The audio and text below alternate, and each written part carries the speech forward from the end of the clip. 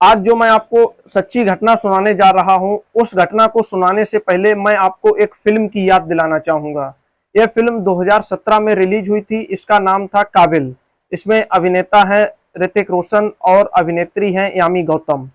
Film में दोनों दृष्टिहीन होते हैं, यानी अंधे होते हैं। इस फिल्म को बताने का पर्पज मेरा सिर्फ यही है कि आज मैं जो आपको सच्ची घटना बताने जा रहा हूँ, उस घटना का और इस फिल्म का ऐसा लगता है बिल्कुल घनिष्ठ संबंध हो। दोनों ही एक दूसरे से संबंध रखते हैं और दोनों की कहानियां एक दूसरे से मिलती जुलती हैं।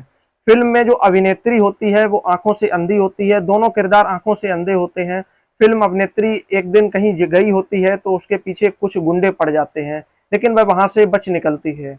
एक दिन वह घर पर अकेली होती है तो उसके घर पर दो गुंडे आ जाते हैं और उसके साथ गैंग रेप करते हैं, बलात्कार करते हैं। और इस दौरान वह चालाकी ये दिखाते हैं कि अपना नाम तक नहीं बताते हैं। अब वह देख नहीं सकती थी कि उसके साथ किसने रेप किया है, वो लोग कौन थे, कैसे थे, क्या नाम था, तो उसके बारे में कुछ भी नहीं जानती थी। अब उसके लिए यह जानना बहुत मुश्किल था कि वह पहचान करे तो करे कैसे। आखिरकार वह पुलिस स्टेशन जाती है और वहां पूरा मामला बताती है, लेकिन वहां भी उसको कोई मदद नहीं मिलती है। वहां से भी सवाल पूछे जाते हैं कि जब आप उन लोगों को जानती नहीं है, उनके नाम नहीं जानती हैं, उनकी आवाज नहीं जानती हैं, उनकी कद काठी नहीं जानती हैं, तो हम कैसे आपकी मदद करें। लिहाजा वहां उसकी शिकायत तक नहीं दर्ज की जाती है और एक दिन वह खुद को आत्महत्या कर लेती है और भगवान को प्यारी हो जाती है। दरअसल यह तो एक फिल्म की कहानी है, लेकिन वास्तविक जीवन में भी ऐसा हो सकता है, इसका हम अंदाजा भी नहीं लगा सकते हैं। आज की हमारी कुछ कहानी ऐसी ही है जिसमें वास्तविक जीवन में भी कुछ ऐसा ही हुआ है। जी आदाब, नमस्कार, वंदे मातरम। मैं राहुल अवस्थी। आज की हमारी जो सच्ची घटना है वो गुजरात के अहमदाबाद के एक स्थान है जिसका नाम है बावली, वहां से है। वहां एक अंधी औरत होती है। वह एक व्यक्ति से मदद मांगती है कि भाई मुझे आप घर तक छोड़ दो, मैं अंधी हूँ, क्योंकि देर हो चुकी थी, अंधेरा होने को था। तो वह व्यक्ति अंधे की वजह से सोचता है कि चलो ठीक है, हम आपको घर छोड़ देते हैं, और मदद करने के लिए राजी हो जाता है और उसको घर तक सुरक्षित पहुंचाने की हामी भर लेता है। और जब वह एक सुनसान जगह पर पहुंचता है तो फिर वह उस औरत के साथ रेप करता है और वहां से भाग जाता है। औरत खुद को बचाकर चिल्लाते हुए वहां से भागती है और अपने घर पर पहुंचती है और सारा वृत्तांत उसको बताती है, अपने पति को बताती है। तो उसका पति चुप रहने की बजाय उसकी आवाज को उठाता है और सीधा पुलिस स्टेशन जाता है। पुलिस को सारा वृत्तांत बताता है कि इस तरीके से उसके साथ, उसकी बीवी के साथ क्या क्या हुआ था। पुलिस भी जब यह सुनती है तो वो भी बहुचक्की रह जाती है कि इंसान इस हद तक गिर सकता है। दरअसल उसने जिस व्यक्ति से मदद ली होती है वो उसके साथ गेम ग्रेप करता है, उसके साथ बलात्कार करता है और वहां से भाग जाता है। इसके बाद पुलिस उनकी बात सुनती है और उनका मामला दर्ज करती है और उसकी जांच पड़ताल करती है, क्योंकि पुलिस के सामने यह बहुत पेचीदा मामला था, क्योंकि वह औरत दृष्टिहीन थी, जान नहीं पा रही थी कि वो लोग कौन थे, उनका क्या हुलिया था, जिसने भी उसके साथ बलात्कार किया था वह कौन था, कैसा दिखता था, कुछ भी नहीं जानती थी। इसके आधार पर पुलिस को जांच करने में भी बहुत कठिनाई आ रही थी, लेकिन पुलिस का काम था उनकी सुनवाई करना। इसके लिए पुलिस उनकी पड़ताल में जुट जाती है और एक तीन टीमें गठित की जाती हैं उसकी जांच के लिए, और जगह जगह जाकर इस मामले की जांच की जाती है, जांच पड़ताल की जाती है कि आखिर वह कौन शख्स था जिसने महिला को मदद देने के बहाने उसकी इज्जत पर हाथ डाला और उसकी इज्जत लूटी।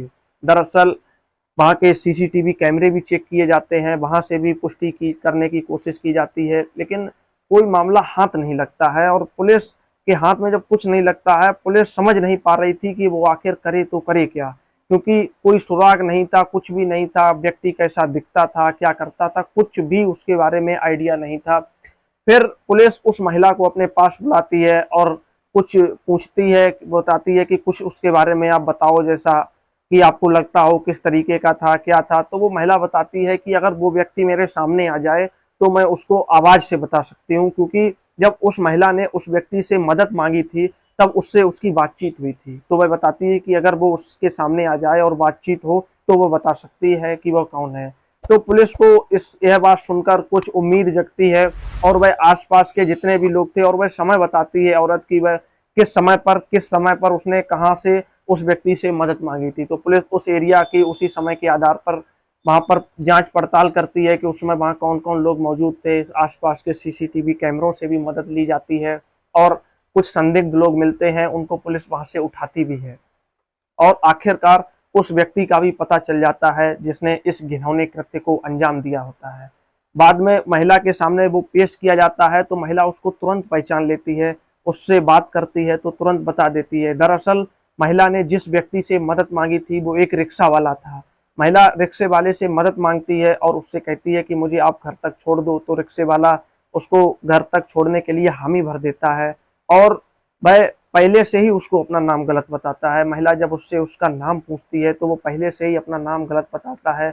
इससे यह अंदाजा लगाया जा सकता है कि वह व्यक्ति पहले ही मूड बना चुका था कि वह उस अंधी महिला के साथ रेप करेगा, क्योंकि वह जानता था कि वह महिला ज्यादा से ज्यादा नाम बताएगी कि फलां व्यक्ति का नाम ये था, तो वह अपना नाम भी गलत बताता है। और उस व्यक्ति को जब सामने लाया जाता है उस महिला के, तब वह महिला उससे बात करती है तो तुरंत पता चल जाता है कि इसी व्यक्ति ने उसके साथ इस घिनौनी कृत्य को अंजाम दिया है। इसके बाद में पुलिस उसको गिरफ्तार कर लेती है और जेल में डाल देती है। अब वो व्यक्ति जेल में है, पुलिस उसके खिलाफ कई संगीन धाराओं में मुकदमा दर्ज करती है और अब कोर्ट के निर्णय का इंतजार है कि कोर्ट उसको क्या सजा सुनाता है। फिलहाल वह पुलिस कस्टडी में है। इस कहानी को सुनाने का मतलब मेरा बस यही है कि अगर किसी के भी साथ ऐसा होता है तो कृपया पुलिस की मदद जरूर लें। बहुत से लोग ऐसे होते हैं जो इस तरीके की घटना अगर उनके साथ हो जाती है, ऐसा कुछ भी होता है, तो वह चुपचाप घर में बैठ जाते हैं, जिससे कि अपराधियों के हौसले और बुलंद होते हैं। इस कहानी को सुनाने का मतलब मेरा किसी का दिल दुखाना नहीं था, बस आप लोगों को जागरूक करना था। इसी तरह की और कहानियां मैं आए दिन लाता रहूंगा। अगर आपको मेरी कहानी अच्छी लगती है तो कृपया मेरे चैनल को सब्सक्राइब करें। और सबसे बड़ी बात मैं आपको बताना चाहूंगा कि हमारा ये दूसरा एपिसोड है। अभी धीरे धीरे मैं इम्प्रूव कर रहा हूँ, कहीं ना कहीं कम्युनिकेशन स्किल में भी शायद आपको लैक देखने को मिल सकता है। तो आप अपनी प्रतिक्रिया जरूर दें, कहाँ पे मुझे किसमें इम्प्रूव करने की जरूरत है। तो आपकी महान कृपा।